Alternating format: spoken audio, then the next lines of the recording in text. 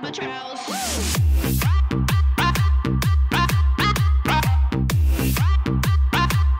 an albatross.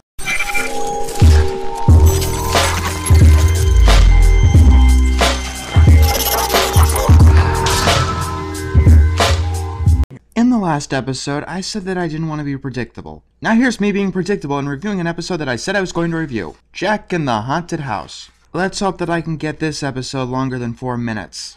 As you remember, it came in at number 6 in my top 10 Samurai Jack episodes for being an episode that really understands horror. It starts on a moonlit night, with Jack walking through a desolate forest in the chill of the wind. He's hearing the noises of the forest animals when he comes across a little girl crying. When Jack tries to talk to her, she drops her stuffed animal and runs away. Jack gives chase, and that leads him to a mansion. Figuring that she's gone in there, Jack makes his way inside. Almost immediately, it's made apparent that the house is old and abandoned. Jack sees a moth, and that leads him around the house, just letting the atmosphere build and build. He comes across the silhouette of a woman by the fire. He tries to go into the room, but a swarm of moths rushes him, and when he looks again, the silhouette is gone. He steps in and kicks an urn that rattles about the room.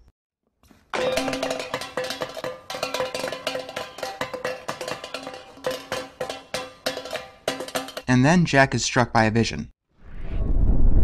Like I said in my top 10 list, this episode uses a minimalist style, and we'll see it used more and more as we go on. Usually it's used out of laziness or for low budgets. Here it's used for, well, horror. Jack goes deeper into the house, all the while getting visions of something. The house is old and making weird noises, so of course it's going to be creepy. A wisp blows out his candle and leads him to a room with a trapdoor. Jack comes across many random objects, and each time he does, he's struck with another vision. This one showed someone being attacked by something coming out of the trapdoor. Jack leaves the room, avoiding it. Jack eventually makes his way to a living room, looking for anyone in the house. He puts the stuffed animal on the mantle, and gets hit with another vision. He turns around, and the doll goes missing. Jack sees who did it, and pulls the little girl out from behind a chair. He asks if this is her home, and she starts crying. Jack decides that it would be best that they leave. Unfortunately, the door that he entered through has disappeared.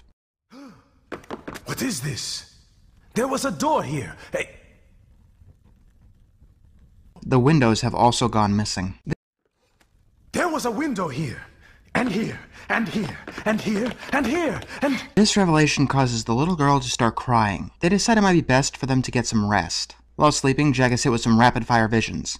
And when he wakes up, the girl has disappeared. Jack hears music and falls into a brightly lit room, where there is a family, including the little girl, having tea time. Of course, Jack doesn't believe what he's seeing. The man tells Jack that they are all quite real, and tells him to drink the tea if he doesn't believe. The tea is quite good, and they all share in some small talk. The rest of the episode makes this particular scene remarkably unsettling. The family explains that the rest of the house is so horrible because of a terrible storm. When Toby is instructed to talk, this happens!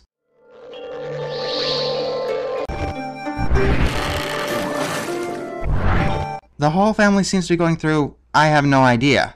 And then the little girl says that she's sorry. The music begins to skip as the house reverts to its destroyed self, and the people keep doing whatever the hell they were doing until a demon flies out of their mouth. The visions come back, and we see what really happened. The demon attacked and killed every member of the family except the little girl, and it plans to do the same thing to Jack. Its tendrils spread around the room, and it causes furniture to fly at Jack.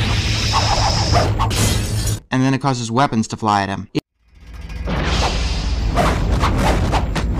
Eventually, the demon manages to pin Jack down, and wraps his tendrils around him.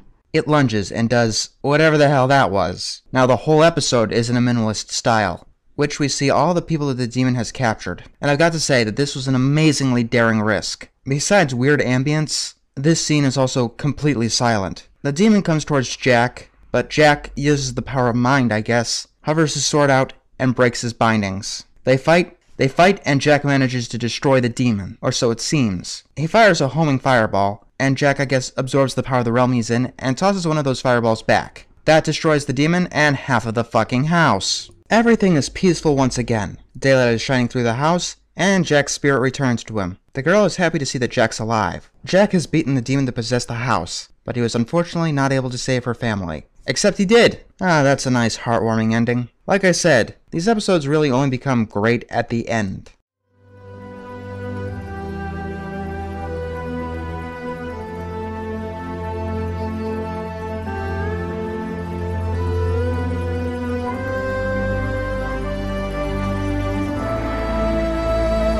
next time we'll see an episode that's scary and great all the way through.